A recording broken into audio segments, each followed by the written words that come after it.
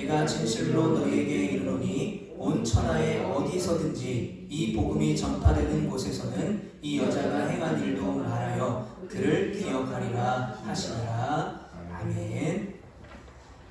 네, 이 시간에는 사순절 첫 번째 말씀 나눔입니다. 아름답고 좋은 일이라는 제목으로 마태복음 26장 6절부터 13절까지 말씀을 가지고 함께 은혜를 나누겠습니다. 여러분, 하나님의 말씀에는 생명과 능력이 있습니다. 저에게 능력이 있는 것이 아니라 제가 전하는 하나님의 말씀의 능력이 있고 저는 도구로 사용될 뿐입니다. 오늘 선포되어진 이 말씀을 통해서 전하는 저도 또 듣는 여러분들도 그 말씀에 순종하며 말씀 따라 살아갈 수 있는 우리 모두가 되시기를 간절히 축복합니다. 네, 먼저 사진 한 장을 보면서 말씀을 나누도록 하겠습니다.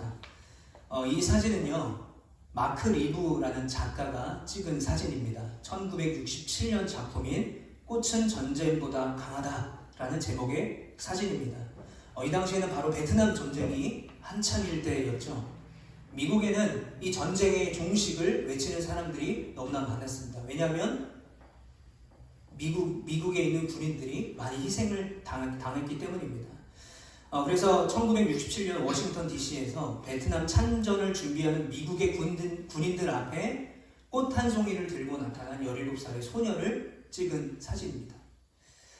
삭막하고 무서운 전쟁 속에서 아름다운 꽃을 들고 나온 이 소녀가 무엇을 상징합니까? 이 사진이 상징하는 것은 아름다운 꽃은 총칼로도 이길 수 없다라는 것을 보여주고 있는 것이죠. 전쟁보다는 사랑을 외치고 있는 그런 사진 한 장입니다. 제가 왜 이 사진을 여러분들에게 먼저 보여주냐면, 여러분, 오늘 우리가 읽은 이 본문은요, 앞과 뒤의 이야기가 굉장히 중요합니다. 어떻게 앞의 이야기가 어떻게 오늘 본문의 이야기로 이어지고, 또 우리가 읽지는 않았지만 뒤의 이야기가 우리 오늘 본문에 읽은 이야기와 어떻게 연결되는지를 잘 아는 것이 중요합니다. 자, 먼저 앞 내용인 1절부터 5절의 내용을 보게 되면, 유죄 판결도 받지 않았던 예수님을 대제사장들과 장로들, 그 당시의 종교 지도자들이 어떻게 하면 이 예수를 죽일까라고 모의하는 장면이 나와요. 그런데 그들이 이렇게 말합니다. 명절에는 많은 사람들의 눈이 있으니까 명절에는 예수님을 죽이지 말자라고 말합니다. 여러분, 예수님을 죽이고자 하는 장면이 오늘 본문 바로 앞에 나오게 됩니다. 자, 그리고 뒷내용, 오늘 본문의 바로 뒷내용인 14절부터 16절을 보게 되면 예수님의 제자였던 가룟 유다가 예수님을 팔아서 돈을 벌려고 하는 그런 장면이에요. 자, 앞뒤의 내용이 어떤 내용입니까? 다 자기들의 유익을 위해서, 기득권을 위해서 어떻게 하면 이 예수님을 죽일까라고 모의하고 있는 슬프도록 더럽고 흉측한 이야기. 그 이야기 사이에 마치 전쟁 속에 피어난 꽃 한 송이처럼 아름다운 이야기, 오늘 본문의 이야기가 등장하게 됩니다. 자, 6절을 보게 되면 오늘 본문의 이야기의 장소는 예루살렘에서 약 3km 정도 가까운 곳입니다. 떨어진 곳인 베다니에 있는 나병 환자 시몬의 집에서 일어나는 한 이야기입니다. 아마도 예수님께서 이 나병 환자였던 시몬을 고쳐주셨기 때문에 초청을 받은 것 같아요. 자, 그런데 이 시몬에게는 1남 2녀의 자녀가 있었습니다. 우리가 너무나 잘 알고 있는 유명한 사람들이죠. 1남 2녀. 바로 나사로와 마르다와 마리아였습니다. 바로 그 시몬의 집에 예수님과 제자들이 이제 식사를 하기 위해서 앉아 있었습니다. 그런데 그때 바로 오늘 본문에 이 아름다운 이야기가 시작이 됩니다. 자, 둘째 딸이었던 마리아가 옥합을 가지고 옵니다. 여러분, 옥합은요, 석고로 만든 향유 케이스예요. 그러니까 향유가 그 안에 들어있는 거죠. 그런데 뭐 뚜껑이 있거나 또는 뭐 열릴 수 있는 공간이 있는 것이 아니라 이 향유를 쓰려면 이 옥합을 깨야 됩니다. 잘 보존하기 위해서 아마 옥합이라는 케이스를 썼겠죠. 그런데 여러분, 그 당시 유대인들은요, 집에 귀한 손님이 오게 되면 존경의 의미와 환영의 의미를 담아서 감람유를 머리에 붓는 풍습이 있었습니다. 감람유는 지금 우리가 흔히 먹고 있는 올리브유를 말하는 것입니다. 이스라엘에 올리브 나무가 엄청 많은데 아마 최고급의 올리브유를 존경하는 손님이 오게 되면 환영의 의미로 머리 위에 부었던 것 같아요. 그런데 마리아가 감람유가 아닌 향유 옥합을 가지고 왔어요. 여러분, 이 향유 옥합은요, 올리브유와는 감람유와는 차원이 달랐습니다. 고가의 그림이었어요. 고가의 향유였습니다. 그러니까 제자들이 보기에 이 옥합을 가지고 오는 이 여인 마리아가 이상하게 보였던 것 같아요. 저걸 왜 가지고 나오지? 그런데 여인이 어떻게 됩니까? 갑자기 그 옥합을 깨뜨려서 그 비싼 향유를 예수님의 머리에 부었던 거예요. 그러니까 제자들이 보기에도 소위 말하는 과한 상황이었습니다. 감남유면 충분한데 그 비싼 향유를 머리에 부은 거예요. 왜 이게 귀하냐? 왜 이 향유가 귀하냐면 옥합에 보관된 이 향유는요 100% 나드 향유예요. 그러니까 나드 향유라는 것은 인도에서 수입한 향유라는 거예요. 이스라엘 자체에서 나지 않습니다. 수입해 와야 되는 것이죠. 그만큼 고가예요. 우리가 오늘 마태복음을 읽었지만 이 향유를 부은 여인의 사건은 마태, 마가복음과 요한복음에 모두 다 기록이 되어 있습니다. 물론 장면이 묘사되는 장면이 조금씩 다르죠. 마가복음에서는요 이 향유가 얼마인지를 설명해주고 있어요. 뭐라고 말하냐면 약 300데나리온이다 라고 말합니다. 여러분 300데나리온이라고 하면 그 당시에 노동자의 1년 동안 받을 수 있는 돈이에요. 연봉입니다. 원화로 따지면 뭐 정확하진 않겠지만 약 3천만 원 정도나 되는 것이 바로 이 향유였어요. 그런데 갑자기 그 3천만 원이나 되는 그 비싸고 중요한 이 향유를 예수님의 머리에 갑자기 붓는 거예요. 제가 이 장면을 한번 상상해 봤어요. 이 장면을 상상해 봤는데 이런 생각이 들었습니다. 나드 한 옥합, 한 근이면 뭐 3천만 원인 건 알겠지만 그 양은 얼마나 될까라고 제가 한번 막 뒤져봤습니다. 책도 보고 뭐 인터넷도 찾아봤어요. 자, 그랬더니 그 양이 적게는 350에서 많게는 800이래요. 800ml라고 합니다. 그 향유의 양이. 그래서 우리가 자주 먹는 이 스타벅스 양에 비유하면 톨 사이즈부터 뭐 트렌타 사이즈까지 그리고 벤티 사이즈는 이제 얼음을 넣게 되면 709ml가 된다고 해요. 그러니까 우리가 벤티를 먹게 되면 양이 엄청 많잖아요. 근데 그거보다 더 높은 트렌타 사이즈가 있다고 하는데 저게 917ml예요. 그러니까 많게는 800ml나 되는 향유를 예수님의 머리에 부은 것입니다. 제가 제주 오기 전에 경주에서 부목사로 사역을 했었는데 저희 교회 근처에 유명한 바리스타분이 계셨어요. 그분이 운영하는 카페가 있었는데 제가 비싸서 그곳에서 한 번도 못 마셔본 커피가 있었습니다. 지금도 굉장히 마셔보고 싶은 커피인데 바로 파나마 게이샤라는 커피예요. 파나마 게이샤. 이게 얼마냐면요. 그 당시 그 카페에서 한 잔에 5만 원이었어요. 한 잔에. 저 커피 잔에 나오는 저 커피 한 잔이 5만 원이었어요. 그러니까 너무 비싸서 저는 못 마셔봤어요. 근데 만약에 제가 이 파나마 게이샤를 5만 원짜리 커피를 제가 마시게 된다면 어떻게 마실까요? 뭐 예를 들어서 그냥 운동하고 수도가에서 물 마시듯이 그렇게 마시지는 않겠죠. 벌컥벌컥 마시지 않겠죠. 한 모금 최대한 음미하면서 이 커피의 향기, 이 커피의 맛, 그것을 음미하면서 마시겠죠. 한 방울 더 소중하게 마셔야 되지 않겠습니까? 5만 원짜리인데. 어쩌면 저라면 이제 커피를 다 마시고 우리 할아버지들이 그랬던 것처럼 커피 전에 생수를 살짝 부어가지고 헹궈서 마지막 남은 그 한 방울까지 아마 마셨을지도 몰라요. 여러분, 그런데 무려 이 향유가 얼마입니까? 3천만 원이에요. 3천만 원. 한번 상상해보세요. 그 3천만 원짜리 향유가 예수님의 머리에 쏟아지고 있습니다. 자, 쏟아지는데 얼마의 시간이 걸렸을까요? 뭐 352에서 800ml라고 하면 길어봤자 20초면은 3천만 원이 다 부어지는 거예요. 예수님의 머리에. 자, 이런 상상을 하면서 제자들이 이 향유를 부었던 이 마리아에 대해서 어떤 반응을 했을까? 8절 말씀 우리 같이 한번 읽어보겠습니다. 시작. 제자들이 보고 분개하여 이르되 무슨 의도로 이것을 허비하느냐. 자, 제자들의 반응이었습니다. 분개하고 있어요. 분노했다는 거예요. 화를 내면서 얘기했다는 거예요. 그래도 자기들 스승님인데 그 스승님 머리 위에 그 향유를 붓는데 분노하고 있어요. 그러면서 이렇게 소리칩니다. 그 돈으로 가난한 사람들에게 나눠주는 것이 더 낫지 않겠느냐. 왜 그것을 낭비하고 있느냐. 왜 허비하고 있느냐. 라고 마리아를 다그칩니다. 지금 너무나 아름다운 장면이죠. 그런데 제자들이 뭐라고 말해요? 그것을 단순한 허비, 낭비라고 말하고 있습니다. 여러분, 여기서 말하는 이 허비를 우리가 헬라어로 보게 되면요, 아폴레이아라는 말을 쓰고 있습니다. 아폴레이아는 멸망, 상실이라는 뜻이에요. 그러니까 왜 그 비싼 3천만 원짜리 향유를 상실하게 두느냐, 왜 멸망하게 두느냐라고 말하는 거예요. 영어 성경으로 제가 뭐 NASB 버전, 뭐 NIV 버전, 킹스제임스 버전 다 찾아봤는데 waste라는 말을 써요. 저 말이 다른 뜻으로 어떤 의미를 가지고 있냐면요, 쓰레기라는 의미를 가지고 있어요. 그것도 폐기물 쓰레기를 뜻해요. 재활용할 수가 없는 거예요. 사라진다라는 거예요. 그러니까 제자들은 뭐라고 말하는 거예요? 왜 그 비싼 향유를 쓰레기 취급하냐라는 거예요. 그 돈이면 가난한 사람들을 충분히 도와줄 수 있는데 왜 예수님의 머리에 부어버려서 그것을 낭비하고 있느냐라고 분개하고 있는 거예요.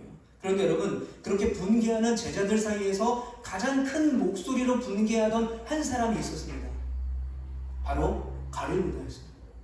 요한복음에 보면 이렇게 말해요. 가룟 유다가 이 향유를 어찌하여 300데나리온에 팔아 가난한 자들에게 주지 아니하였느냐 하나, 이렇게 말하면 가난한 자들을 생각함이 아니요 그는 도둑이라.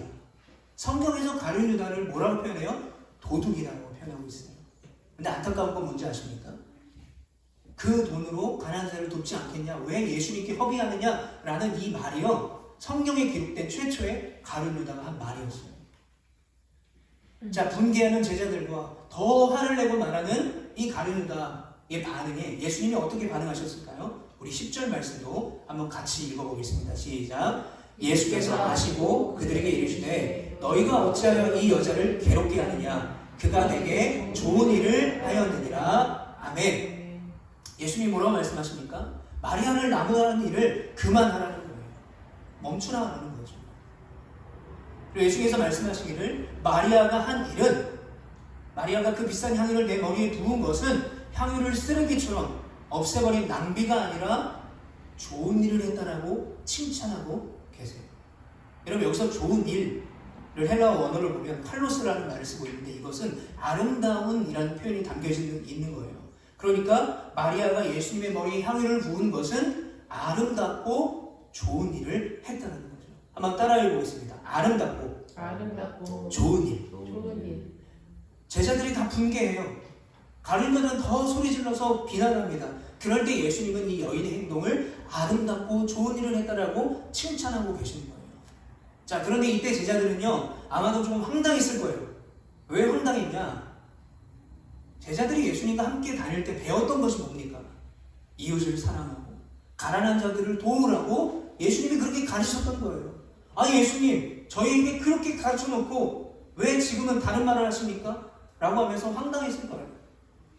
그러니까 가난한 자를 도우라고 하는 그 말, 이 향유를 허비하지 말고 그 돈이면 가난한 자를 도울 수 있겠다라고 말하는 이 제자들의 분개, 분노에는요, 나름대로의 명분, 이유가 있었던 거예요. 그런데 그렇게 황당해하고 있는 제자들에게 12절에 이렇게 말씀하고 계세요. 이 여자가 내 몸에 이 향유를 부은 것은 내 장례를 위하여 함이니라. 정확한 이유에 대해서 말씀하고 계신 거예요. 이 여인이, 이 마리아가 그 비싼 3천만 원짜리 향유를 내 머리에 부은 것은 이 여인이 내 장례가 언제인지를 알고 준비했던 거야 라고 말하고 있어요. 그런데 여러분, 제가 이제 요 위에 문장과 밑에 문장에 간격이 있잖아요. 여기에 아마도 생략된 문장이 있을 거예요. 제가 생각하면 어떤 문장이 생략이 됐냐면, 아마도 너희는 이해하지 못하겠고 또 잘 모르겠지만 이라는 말이 생략되어 있는 것 같아요. 그러니까 쉽게 말하면, 아마도 너희는 이해하지 못하겠고 또 잘 모르겠지만 이 여자가 내 몸에 향유를 부은 것은 내 장례를 위하여 한 거야 라고 말하고 있는 것입니다. 아까 우리가 10절 말씀에 뭐라고 말씀하셨어요? 예수께서 아셨다라는 거예요. 예수님께서 뭘 아셨냐면요, 제자들의 상태를 아신 거예요. 그렇게 분노하고 분개하는 제자들의 상태, 즉 제자들의 믿음의 상태를 알고 계셨던 거예요. 그래서 예수님이 이렇게 말하고 계신 거죠. 너희는 이해하지 못하겠고 잘 모를 거야. 그런데 이 여인이 한 행동은 내 장례를 위해서 한 거야. 자, 이 이야기를 들었던 제자들은요, 오히려 확실한 답을 얻은 게 아니라 더 미궁에 빠지는 거예요. 뭐지? 멀쩡히 살아계신 예수님의 장례를 왜 준비하지? 빨리 돌아가시라는 건가? 여러분, 왜냐하면 이 당시에 장례에 관련해서 기름을 바르는 것은요, 기름을 부는 것은 죽은 사람에게나 하는 행위였기 때문에 그래요. 근데 예수님은 살아계시잖아요. 그럼 왜 예수님이 내 장례를 위해서 마리아가 향유를 부었다라고 말씀하셨을까? 이 말씀이 바로 예수님께서 제자들의 믿음의 상태를 아시고라는 말씀과 이어지고 있는 거예요. 여러분, 제자들에게 있어서 예수님은요, 절대 죽어서는 안 되신 분이에요. 왜 그럴까요? 제자들이 예수님을 너무 사랑해서, 너무 귀한 분이셔서, 더 배우고 싶어서, 안타깝게도 그 이유가 아니었어요. 제자들은 다른 속내가 있었습니다. 다른 유대인들처럼 이 제자들도 메시아를 간절히 기다렸어요.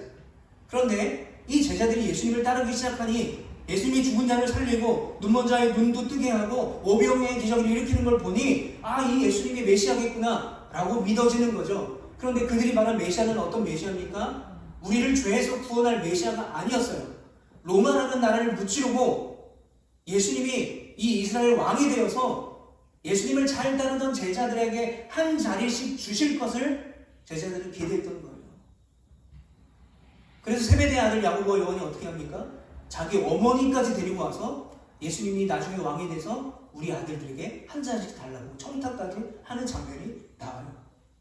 그러니까 제자들이 기대했던 예수님은 이런 예수님이었어요.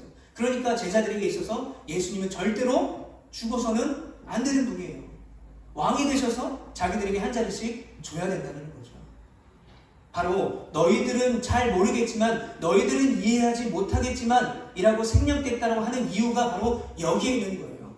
예수님은 제자들의 믿음의 상태를 분명히 알고 계셨어요. 즉 너희들은 잘 모르는, 아니 너희들은 절대 그렇게 되지 않기를 바라는 나의 죽음을, 나의 장례를 이 여인 마리아는 향유를 부음으로 준비한 거야 라고 제자들에게 예수님이 말씀하고 계셨던 겁니다.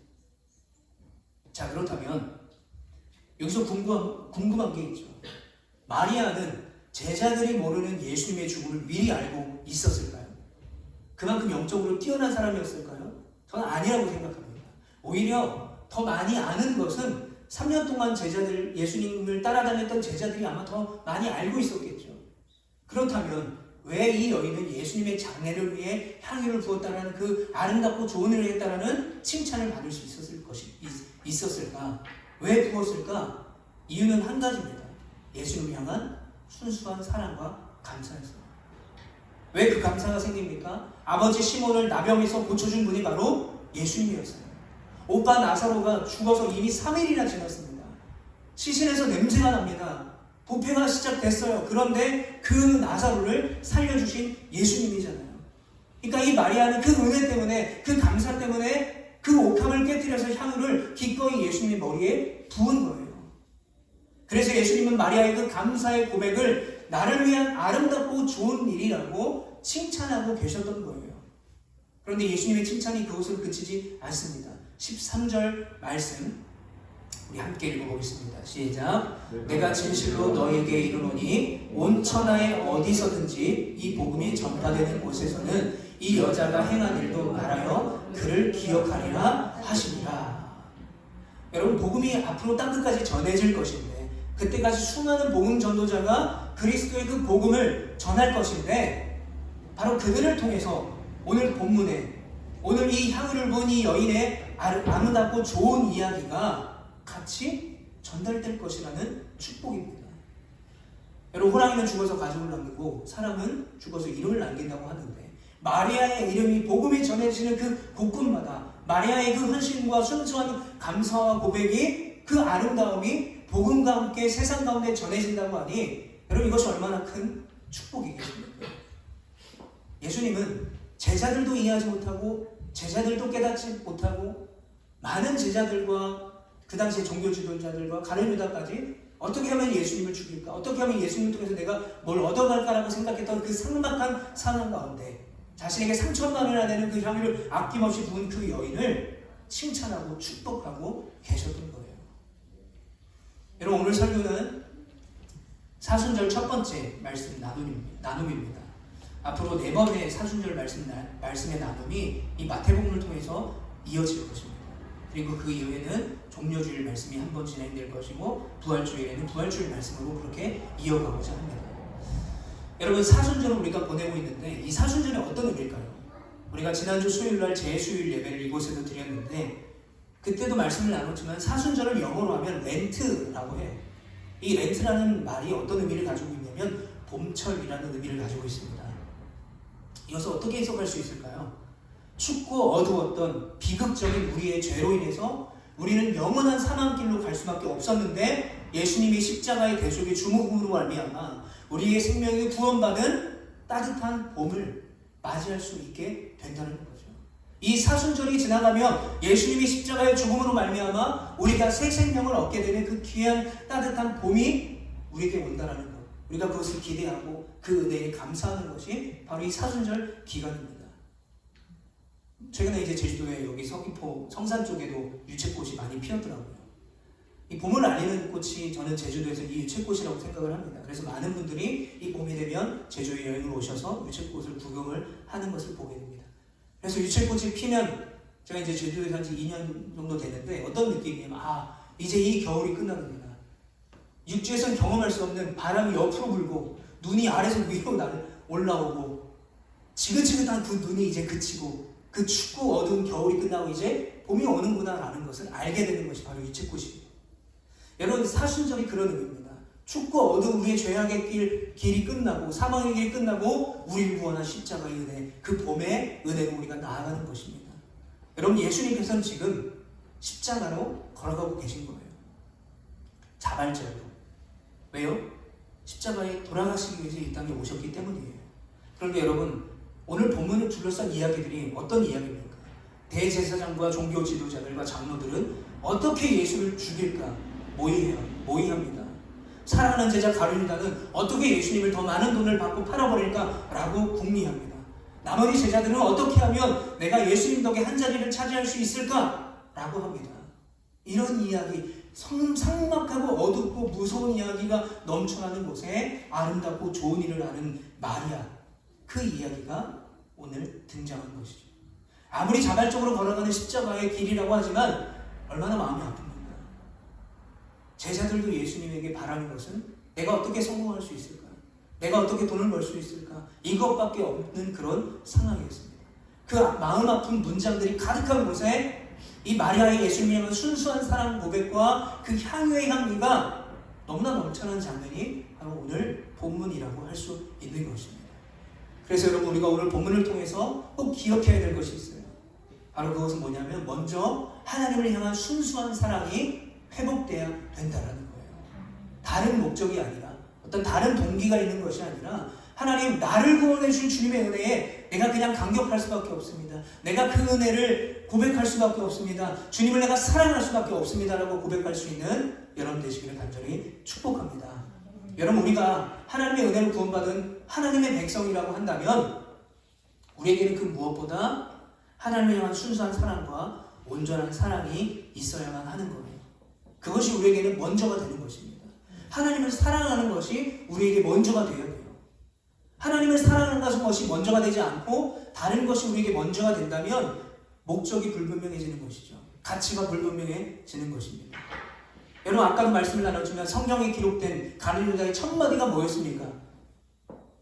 예수님의 제자라면 아무리 비싸고 고가의 향유가 예수님의 머리에 부어졌다라고 해도 사랑하는 나의 스승에게 향유를 부은 그 여인을 칭찬했겠죠. 그런데 가룟유다가 뭐라고 말합니까? 그 3천만 원이나 되는 돈으로 어려운 사람을 도우면 더 가치가 있을 텐데 왜 그것을 예수님에게 부어서 낭비하는가? 라고 말해요. 여러분 가룟유다가 뭐가 잘못됐습니까? 예수님을 진정으로 사랑하지 않았던 거죠. 왜요? 우리가 결과론적으로 알 수 있는 것이지만 어떻게 하면 예수님을 팔아서 더 많은 돈을 받을 수 있을까라고 계산기를 두드리던 사람이 바로 가룟유다였기 때문에 그래요. 성경에서는 그를 도둑이라고 칭하고 있기 때문입니다.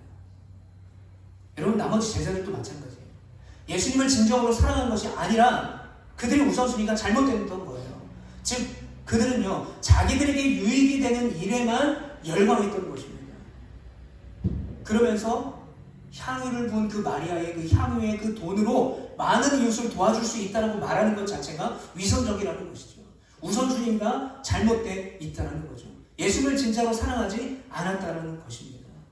여러분 하나님께서 이 성경을 우리에게 주셨는데 이 성경에서 말하고 있는 단 하나의 하나님의 명령을 우리가 말한다면 하나님을 사랑하고 이웃을 사랑하라고 하신 그 말씀이라고 저는 생각을 합니다. 물론 가치적으로 따질 때는 하나님을 사랑하는 것과 이웃을 사랑하는 것은 가치적으로는 동급입니다. 그러나 먼저 되는 우선순위는 하나님을 사랑하는 거예요. 우리가 하나님을 온전히 사랑하고 하나님을 경외함으로 온전한 예배자가 되었을 때에 그 사랑을 가지고 우리가 하는 모든 행위들이 하나님께 칭찬받는 일이 된다는 거예요. 그런데 사랑이 없이, 하나님의 경외함 없이, 하나님의 믿음이 없이, 구원의 은혜가 없이 하는 행위는 다 목적이 불분명한 사라지는 일들이 된다는 거죠. 제가 지난주 설교에서 저희 교회가 이제 제주 라파의 집에 후원한 이야기를 드렸습니다. 그리고 선한 이웃이라는 이 잡지에 제가 3월달에 제 이야기가 실린다는 이야기를 나눴습니다. 만약에 제가 이 제주 라파의 집을 후원하는 것, 이것을 제주 로아교회 이름을 알리는 것, 그리고 제 이름을 드러내고 싶어서 그 일을 했다면 그것은 우선순위가 잘못된 섬김이에요. 그냥 동정을 기반으로 한 성금입니다. 그런데 하나님을 사랑하는 마음이 먼저가 돼서 하는 봉사와 헌신은 하나님의 사랑을 그곳에 나타내고 전하는 일이 된다는 거예요. 그리고 선한 이웃이라는 저 잡지에 기사가 실린다면 투성을 하는 분들, 신장이 망가져서 일주일에 3번씩 투성하는 분들이 이 잡지를 보고 우리 교회에 더 많이 찾아오겠지라고 하는 마음으로 제가 이 일을 했다면 그것도 잘못된 섬김이라는 거예요. 저는 다음 주 화요일부터 한 달에 한 번 이 서귀포 효돈동에 있는 라파의 집에서 환우와 직원들이 모이는 예배에서 말씀을 전하게 됐어요. 너무 감사한 일입니다. 만약에 제가 유명한 목사가 되기 위해서, 저희 교회의 이름을 드러내기 위해서 이 라파의 집에 헌금을 했다면 아마도 저는 설교하지 않았을 것입니다. 왜냐하면 저희 집에서 라파의 집까지 50분이 걸려요. 여러분 제주도에 오래 살게 되면요, 50분이라는 시간은요, 육지에서 거의 한 2시간 정도 맞먹는 시간입니다. 근데 50분이면 갈만하지 않나? 라고 생각할 수가 있어요. 이해합니다. 그런데 문제는 저희 아내가 평일에 출근을 해야 돼요. 차를 씁니다. 그러면 제가 그 차를 쓰려면 아내를 7시 50분까지 표선까지 데려다 주고 그 차를 가지고 또 저희 집까지 한 40분을 가서 거기 있다가 또 다시 서귀포까지 가야 돼요. 그래서 거기서 또 아내를 만나지도 못하고 6시 예배니까 아내 6시 넘어서 퇴근하니까 저희 아내는 퇴근하고 교회에 있다가 제가 거기서 예배 인도하고 또 넘어오면 아내를 태워서 또 집까지 가야 됩니다. 이런 불편함이 있는 거죠. 만약에 제가 하나님을 사랑하는 마음 없이 그냥 그 제주 라파의 집을 후원했다면 아마 저는 설교하지 않았을 거예요. 내가 헌금까지 했는데 설교까지 해야 돼 라고 생각했을 것입니다. 그럼 제가 왜 섬겼을까요? 제가 20대 초반에 제가 가지고 있던 그 모든 비전까지 다 내려놓고 앞으로 도대체 어떻게 살아야 될지 막막하던 그때에 이 사랑의 장기기증 운동본부를 통해서 시작된 그 릴레이 신장 기증을 통해서 제가 신장 이식을 받아서 제 인생의 제2의 인생을 살게 됐기 때문에 그래요. 아마도 사랑의 장기기증 운동본부가 없었다면 저는 신장 이식을 받지 못했을 것입니다. 물론 그 신장도 18년 쓰다가 다시 망가져서 저희 사랑하는 아내에게 공여를 받아서 지금 2년째 제 3의 인생을 또 살고 있어요. 저는 나에게 베풀어 주신 그 하나님의 은혜에 너무 감사해서 또 일주일에 3번씩 4시간씩 침대에 누워서 투석을 해야 되는 제가 해봤기 때문에 알죠. 그 환우들이 어떻게 내가 위로를 할 수 있을까? 나는 이식을 받아서 지금 건강하게 살고 있지만 그분들을 어떻게 위로하고 어떻게 하나님의 사랑을 전할 수 있을까라는 그 순수한 마음으로 시작을 했기 때문에 예배까지 섬길 수 있게 된 거라고 저는 생각을 합니다. 여러분, 우리가 하나님에만 순수하고 신실한 그 마음으로 그것이 기본이 돼서 우리가 헌신과 봉사를 한다고 한다면 여러분, 하나님께서는 우리가 하는 그 부족한 일에 더 큰 은혜와 더 큰 의미를 부여하실 거예요. 우리의 우선순위가 온전히 되었을 때 우리가 하는 일들이 아무리 부족하고 연약해 해도 다른 사람들과 비교해서 대단한 일이 아닐지라도 주님이 우리를 이렇게 칭찬하실 거예요. 사랑하는 아들아, 사랑하는 딸아, 네가 이것까지 생각했구나. 너는 나를 위해 정말 아름답고 좋은 일을 했구나. 마치 오늘 본문의 향유를 부은 그 마리아를 주님이 칭찬하셨던 거죠. 제자들이 분개하면서 어떻게 그 비싼 향유를 예수님의 머리에 붓느냐라고 말하는 그 상황 속에서도 예수님의 머리에 그 예수님께 너무 감사해서 그것을 어떻게 갚을 수 있는 길이 없어서 자신에게 있는 가장 소중한 것, 가장 귀한 것을 주님께 깨뜨려서 드렸던 그 향유를 부은 여인의 마음을 칭찬하셨던 것처럼 주님은 우리를 칭찬하실 것입니다. 아무리 우리가 부족해도 연약해도 남들보다 뛰어나지 않아도 우리가 하나님을 진심으로 사랑하는 마음을 가지고 우리가 무엇이든지 한다면 주님은 우리를 그렇게 칭찬하시고 축복하실 것을 여러분 기억하시길 바랍니다. 여러분 그러기 위해서 우리에게 꼭 해야 될 것이 있어요. 뭐냐면 우리가 하나님을 최고로 사랑하며 섬겨야 한다는 것입니다. 이것은 우선순위가 제대로 돼야 된다는 거예요. 이웃을 섬기는 것이 먼저가 아니라 뭐 어떤 연약한 사람들을 도우는 것이 먼저가 아니라 먼저는 우리가 하나님을 사랑하는 것. 왜요? 하나님을 사랑해야 내가 얼마나 사랑받아 마땅한 존재인지를 우리는 깨닫게 되는 거죠. 왜 깨닫게 됩니까? 내가 예수님의 피값으로 사신바된 속량된 사람이기 때문에. 얼마나 귀합니까? 나를 귀하게 여기기 때문에 이웃을 내 몸처럼 사랑할 수가 있게 되는 거예요. 근데 하나님을 사랑하지 않으면요 나도 사랑할 수 없게 되는 거죠. 나를 사랑하지 못하면 우리가 어떻게 이웃을 내 몸처럼 사랑할 수 있겠습니까? 우리에게 먼저가 되는 것은 바로 하나님을 사랑하는 것이에요. 그리고 우리가 하나님을 그렇게 순수하게 사랑할 때에 우리의 믿음의 우선순위가 온전히 되었을 때에 우리는 그 어떤 옥합이라도 깨트릴 수 있는 믿음과 결단을 갖게 되는 것입니다. 여러분 그 믿음과 결단을 갖게 되는 또 그 믿음과 결단을 달라고 결단하고 기도하는 이 사순절 첫 번째 시간이 되시기를 간절히 축복합니다. 그래서 우리가 하는 모든 말과 우리가 하는 모든 생각과 행동들이 예수님을 위해 귀하고 아름답고 좋은 일이 되어서 우리가 선한 일을 행하는 건 역시 무슨 일을 하든지 뭐 어떤 결과가 나오든지 그 역시 하나님을 위한 아름답고 좋은 일이 되시기를 간절히 축복합니다. 이것 또한 하나님을 사랑하는 것과 함께 우리 이웃들과 더불어 함께 살아갈 수 있는 우리 제주 모아교회와 우리의 믿음의 성도님들 귀한 하나님의 자녀이 되기를 예수님의 이름으로 간절히 축복합니다. 우리 이 시간 들은 말씀을 기억하면서 함께 합심하여 기도하며 나가기 원합니다.